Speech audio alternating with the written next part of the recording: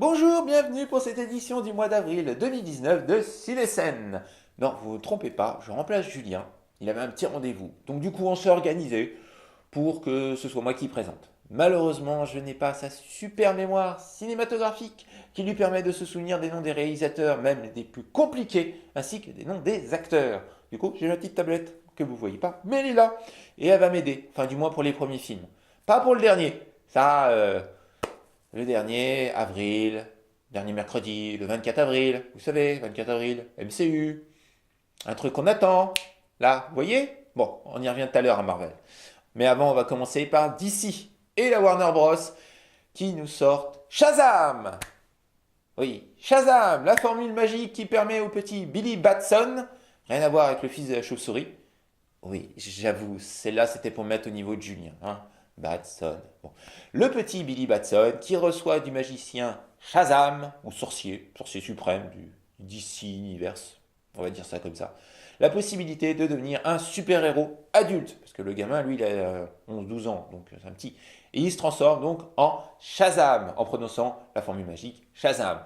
Bon, j'arrête de dire Shazam, mais c'est pour éviter de dire Captain Marvel, parce que à travers, c'est bien entendu le Captain Marvel de DC Comics qu'on adapte au cinéma. En espérant qu'il soit aussi bon. Non, pas aussi bon que Captain Marvel de Marvel qui vient de sortir et qui est un carton monumental et excellent. Excusez-moi, je reviens. Qu'il soit aussi bon qu'Aquaman. Aquaman qui est aussi un bon carton. Pas aussi meilleur que tout ce qui a été fait avant d'ailleurs. S'ils avaient pu commencer par Aquaman. Enfin, je me perds. Je deviens Julien, moi aussi je me perds dans les trucs. Donc le 3 avril, c'est le film réalisé par David F. Sandberg avec Zachary Levi.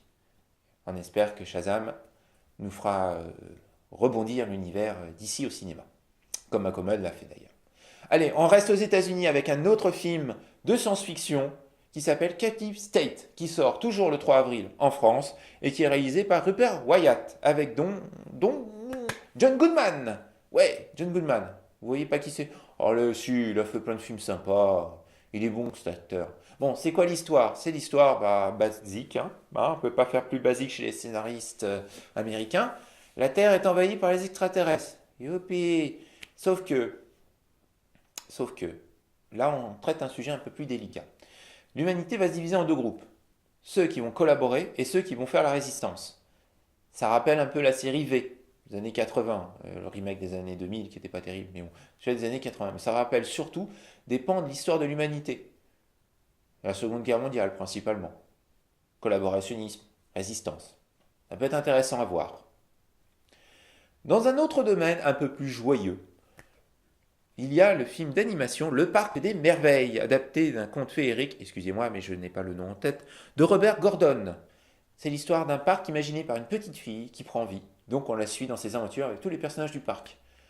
C'est intéressant parce que la voix française d'un des personnages est jouée par Marc Lavoine. Grand chanteur, grand acteur, même aux États-Unis, donc intéressant quand même à aller voir. Enfin, c'est surtout pour les petits. Hein. S'ils n'ont pas accroché avec Shazam, vous pouvez toujours les emmener voir ça. Et puisqu'on parle de la France et que Julien n'est pas, comment dire, préfère parler des films un peu étrangers que parler des films français, je sais, hein, tu en as cité quelques-uns, mais bon. On va parler de Chamboule-Tout, un film de Éric Laven qui sort toujours le 3 avril. Vous imaginez le nombre de films qui sortent le 3 avril cette année? C'est fou. Il y en a beaucoup, hein. Et encore j'ai fait du tri.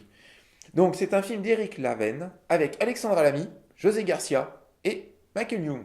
Non, partez pas tout de suite. Il est bon Michael Young, l'acteur, je suis désolé, il est très bon. Moi je l'aime bien. Ça raconte quoi? L'histoire de Béatrice, qui est jouée par Alexandra Lamy, qui écrit un livre suite à l'accident de son mari, qui est joué par José Garcia, un accident de moto qui lui fait perdre progressivement la vue. Et ce livre raconte un peu toute leur histoire et comment il a repris un peu goût à la vie. Mais ce n'est pas le sujet premier de l'histoire. Le sujet premier de l'histoire, c'est à la sortie du livre qui raconte cette vie, il y a aussi les amis dans le livre. Et les amis de ce couple vont essayer de se reconnaître dans les personnages. Il y en a certains, ça va devenir un peu la guerre, quoi. Donc c'est un sujet assez marrant, je pense, qui risque de donner une bonne comédie. Allez, on quitte le 3 avril pour le 10 avril, et on quitte la comédie pour l'horreur. C'est la deuxième fois qu'est adapté ce best-seller de Stephen King. Cimetière, Cemetery, en anglais. Le fameux petit cimetière pour animaux qui permet aux animaux de reprendre vie. Mais bon, ça va pas permettre que ça aussi. Du coup, ce film est un film horrifique. C'est la deuxième adaptation, comme je vous l'ai dit.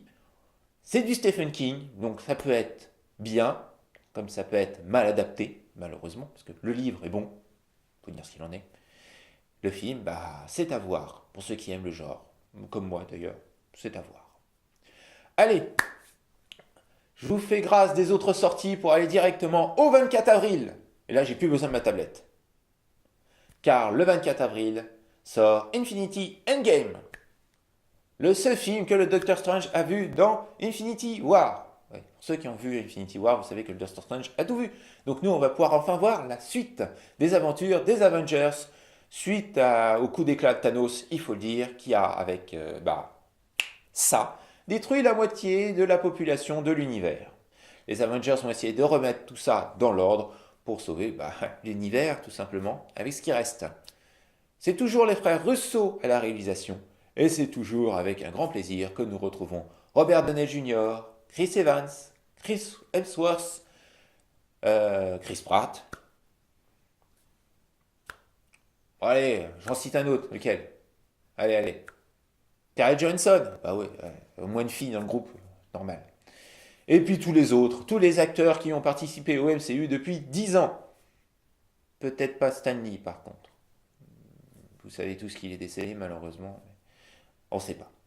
On sait qu'il était dans Captain Marvel. Ça y est, je suis revenu dessus. Elle aussi, elle est là. Donc, bref, la dernière aventure avant qu'on passe à d'autres personnages, parce que le MCU est vaste. Et Spider-Man, la suite de Homecoming est prévue. Et la suite du Doctor Strange aussi.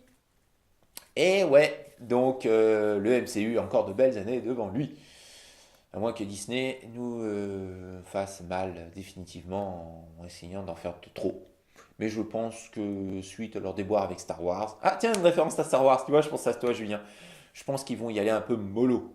Parce que quand on réfléchit bien, cette année, on a eu que 2 films du MCU. Alors qu'habituellement, on en a plusieurs, 3, 4, qui arrivent à sortir des fois. Il y a une période, c'était énorme. Bon allez, j'arrête mes allitérations et je vous souhaite de bonnes séances dans les salles obscures et pas au prochain mois parce que c'est Julien qui reprend, mais à très bientôt dans les news de Zer que je vais présenter pour ce mois-ci. Bonne séance!